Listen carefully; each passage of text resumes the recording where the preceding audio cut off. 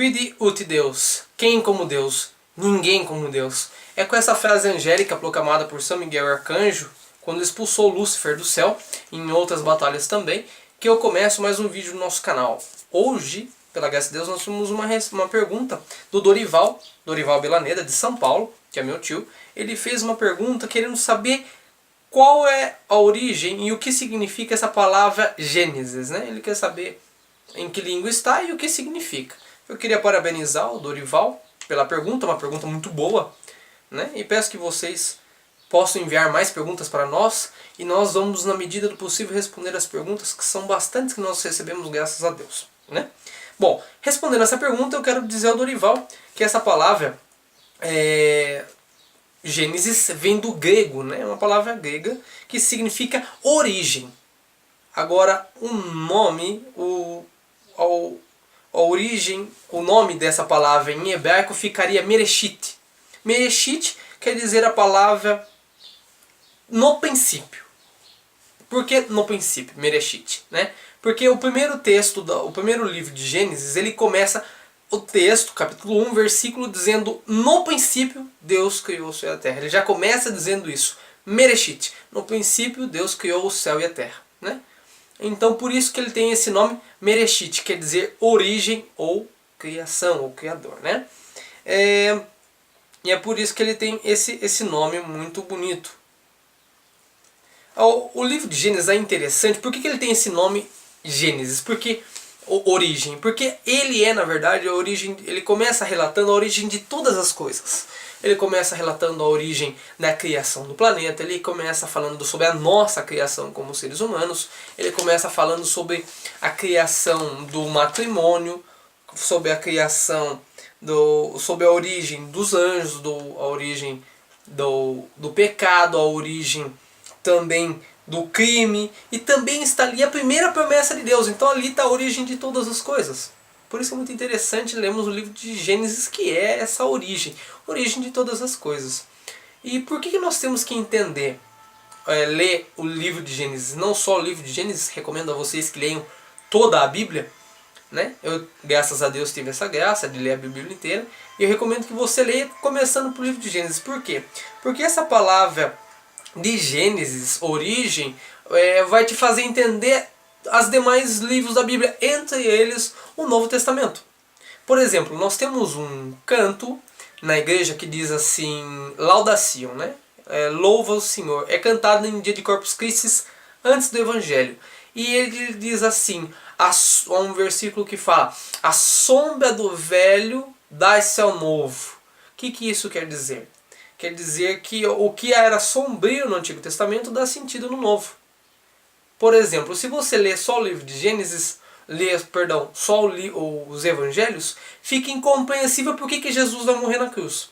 Mas quando você pega lá o primeiro livro de Gênesis e vê que ali também está a origem do pecado, ali está a origem da morte, ali está a origem da doença, ali está a origem do trabalho, que são frutos do pecado original, ali você vai entender que ali começa o pecado original. E dali rompe-se essa comunhão entre Deus e o homem, que no Novo Testamento Jesus Cristo vai dar de novo para nós. Por isso que é mais fácil você entender o ato redentor de Jesus quando você lê como começou o pecado original. Porque o ato redentor de Jesus é para nos remir os pecados começado por Adão e Eva. O primeiro pecado a ser esmagado por Nosso Senhor é o pecado original, começado aí no Novo Testamento, no Antigo Testamento. Então, ali você compreende onde surgiu o pecado, e no Novo Testamento você compreende aonde surgiu a redenção, pagando o pecado. Entende? Aí fica, a nossa cabeça às vezes fica essa dúvida, né? Mas por que Deus ia vir do céu para resgatar o pecado que é nosso? Nós cometemos o pecado e Jesus tem que pagar? Por quê? Exatamente por isso. Porque na Igreja Católica nós temos um título que nós damos a Nosso Senhor chamado Pontifixus Maximus. Uma palavra latina que quer dizer a suma ponte, a ponte, né? A ponte é a ligação entre dois lados, né? E qual é essa ligação? Com o pecado original, rompe-se a comunhão entre Deus e o homem.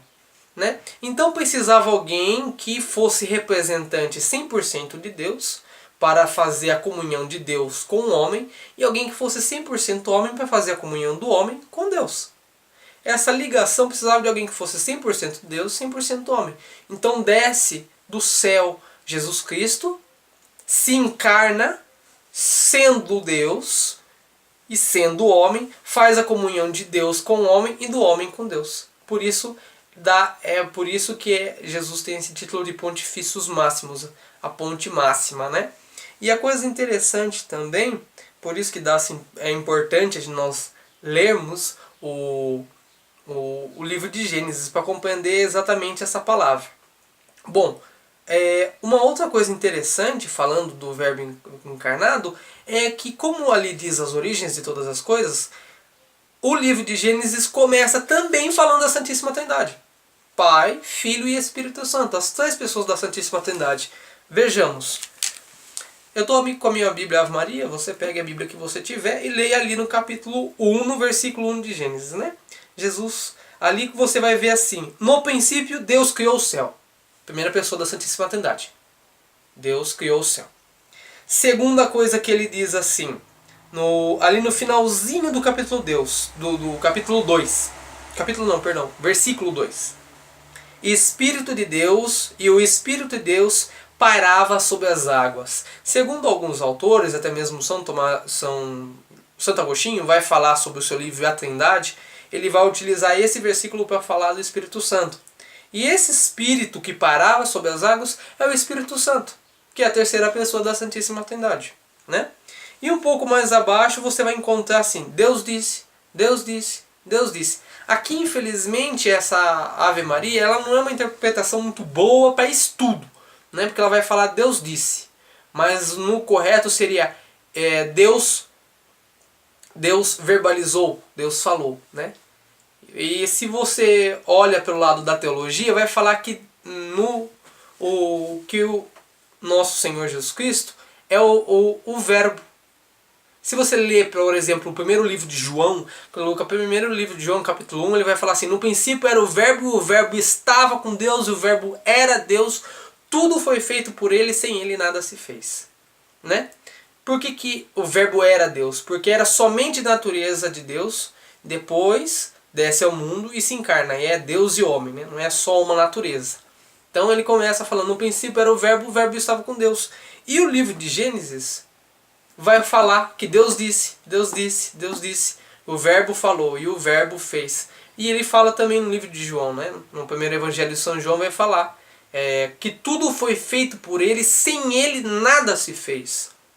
Então a tradição da igreja vai falar que aqui o verbo é Jesus, o Espírito de Deus que paira sobre as águas é Deus, e o livro começa dizendo: Deus criou todas as coisas. Logo, temos aqui no primeiro livro de Gênesis a Santíssima Trindade. É o que muitos autores dizem, entre eles Santo Agostinho, né? Que vai falar que ali está presente as três pessoas da Santíssima Trindade, que tudo foi feito pela Santíssima Trindade, pelos três, né? E essa coisa mais interessante, que quando você vê que Jesus vem e aparece ali como o verbo encarnado, depois faz a remissão dos nossos pecados, né? Ali no Evangelho, isso destrói o argumento dos esotéricos e dos espíritas, dizendo que Jesus Cristo é um espírito elevado. Porque não cabe nessa concepção dentro do cristianismo. Por que não cabe? Porque se alguns dizem que Jesus é a reencarnação de Buda, de Allan Kardec, que ele é a reencarnação de... Não, perdão, que Allan Kardec teria essa árvore genealógica, né? Que Jesus é a reencarnação de Adão, é a reencarnação de Melquisedeque, de Vishnu, de Brahma e todos os deuses. Mas isso é falso, quebrado, porque quando você começa a ler o livro de Gênesis e vê que ali surge o pecado, que ali já estava presente a segunda pessoa da Santíssima Trindade, e que depois volta para fazer a remissão dos pecados. Vê como não faz sentido? Porque ali surge o pecado. E lá na frente Jesus vem nos remir dos pecados, né? Então é isso que eu acho que é uma coisa que destrói totalmente o argumento quando fala que Jesus Cristo é a reencarnação. Ele não poderia ser a reencarnação exatamente por causa desse ato redentor que os demais não têm. Jesus vem nos libertar do mal pior, que é o pecado, que é a separação eterna de Deus. Até ele mesmo fala, não temais aquilo que mata o corpo, mas aquilo que mata a alma. Ou seja, se referindo ao pecado e a Satanás. Né? Então ele vem nos libertar desse mal pior, que não é só a morte ou problemas de justiça ou do Império Romano, mas ele vem nos libertar do pecado para nos unirmos eternamente com Deus. É uma coisa que você não vê os outros deuses pagãos, Buda, e nenhuma outra coisa se referir a esse termo. Por isso que não cabe entender que Jesus é uma reencarnação. Esse é um dos termos, né? Mas a outra coisa interessante também a dizer é que há duas linhas de raciocínio quando se fala do livro de Gênesis. O livro de Gênesis nós temos duas visões. Uma visão diz que foi os hagiógrafos, que foram autores escritos do próprio povo hebreu, que não quiseram se identificar, que foram inspirados por Deus e escreveram o livro de Gênesis. Né? Mas há uma outra linha de raciocínio que conclui que o livro de Gênesis foi escrito por Abraão. Né? Abraão dizendo a seu filho como todas as coisas começa falando de Deus. Né? Essas são as duas visões. Um que foram vários escritores do povo hebreu e outro que dizem que isso começa lá com Abraão. Interessante ressaltar que Abraão, Isaac e Jacó, os três patriarcas, eles são venerados, respeitados e amados pelas três maiores religiões do mundo, que é o judaísmo, o cristianismo e o islã. As três religiões respeitam e amam essas três pessoas do presente nas Sagradas Escrituras. Né? E o mais interessante também é que se você pega a biologia, o que a biologia fala sobre a criação do mundo, entra em concordância com o livro de Gênesis, por exemplo. Né? Se você pega o livro de Gênesis, que diz assim, no início a terra era vazia e sem forma. A biologia vai falar, a terra era um aglomerado de gases tóxicos unido por um centro de gravidade, vazia de forma e vida. Né? Em outra passagem, o livro de Gênesis vai dizer assim, e a água saiu do solo em forma de vapor. E a biologia vai falar, e até hoje é assim. Né? E tudo o que o vulcão gospe é 10% de vapor d'água. Gênesis vai dizer, Deus criou as ervas do campo e depois os seres vivos. A biologia vai falar que quem faz a fotossíntese são as ervas do campo. Sustentam todos os seres vivos.